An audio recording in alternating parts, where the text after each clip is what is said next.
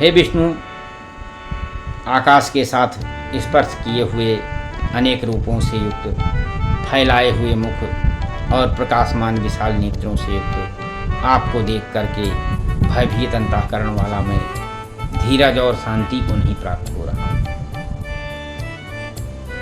आपके इस प्रलयकारी रूप को देख करके मैं अग्नि के समान प्रज्वलित मुखों को देखकर दिशाओं को नहीं जानता और सुख को भी नहीं प्राप्त होता हूँ। इसलिए हे देवेश, हे जगन निवास, आप प्रसन्न होइए। वे सभी धृतराष्ट्र के पुत्र राजाओं के समुदाय सहित आप में प्रवेश करते हैं और भीष्म पितामह, द्रोणाचार्य और कर्ण और हमारे पक्ष के प्रधान योद्धाओं के सहित सबके सब वेग युक्त आपके विशाल दाढ़ों वाले भयानक मुखों में प्रवेश करते हैं और कई एक चूर्ण हुए सिरों सहित आपके दांतों के बीच में लगे हुए दिखते हैं। जैसे नदियों में बहुत से जल के प्रवाह समुद्र की ओर दौड़ते हैं और समुद्र में प्रवेश करते हैं, उसी प्रकार से वो सूरवीर मनुष्यों के समुदाय भी आपके प्रज्वलित हुए मुखों में प्रवेश करते हैं। जैसे कीट पतंग मोह से नष्ट होने के लिए प्रज्वलित अग्नि में तेजी से गिरते हैं, वैसे ही ये सब लोग आपके मुख में अपने नाश के लिए अति वेग से प्रवेश करते हैं और आप उन संपूर्ण लोगों को प्रज्वलित मुखों द्वारा कृष्ण करते हुए सब ओर से चाट रहे हैं। हे विष्णु, आपका उग्र प्रकाश संपूर्ण जगत को प्रकाशित करके तपायमान करता है। हे भगवान, कृपा करके मेरे पद कहिए कि उग्र रूप वाले आप कौन हैं। हे देवों में श्रेष्ठ, आपको नमस्कार है। आप प्रसन्न होइए। आदि स्वरूप आपको मैं तत्व से जानना चाहता हूँ, क्योंकि आपकी प्रवृत्ति को मैं नहीं जानता।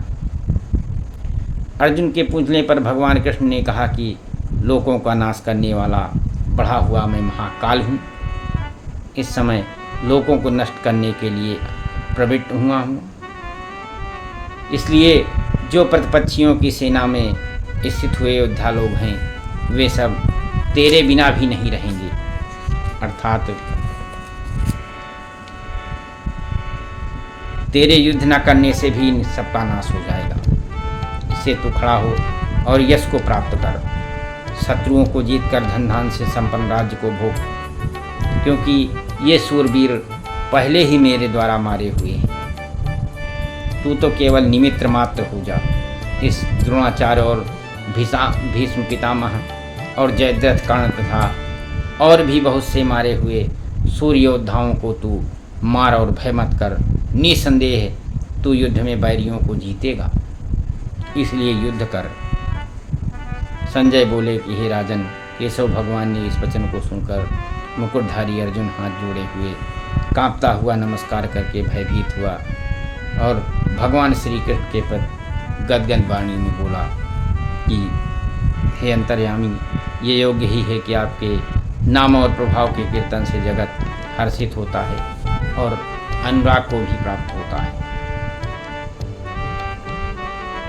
भयभीत हुए राक्षस लोग दिशाओं में भागते हैं, सिद्धगणों के समुदाय नमस्कार करते हैं। ब्रह्मा के भी याद करता सबसे बड़े आपके लिए कैसे नमस्कार नहीं करें, क्योंकि हे अनंत, हे देवेश, हे जगन निवास, आप उन सबसे परे अर्थात सच्चिदानंद घन ब्रह्म हैं।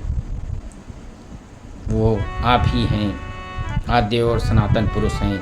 आप इस जगत के परम आश्रय, जानने योग्य और परम धाम हैं।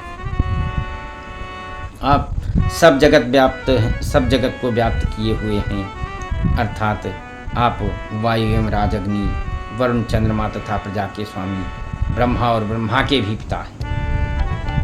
आपके लिए हजारों बार नमस्कार हुए, इसके लिए फिर भी बारंबार नमस्कार हुए, क्योंकि हे अनंत सामर्थ्य वाले, आपके लिए आगे से पीछे से नमस्कार हुए।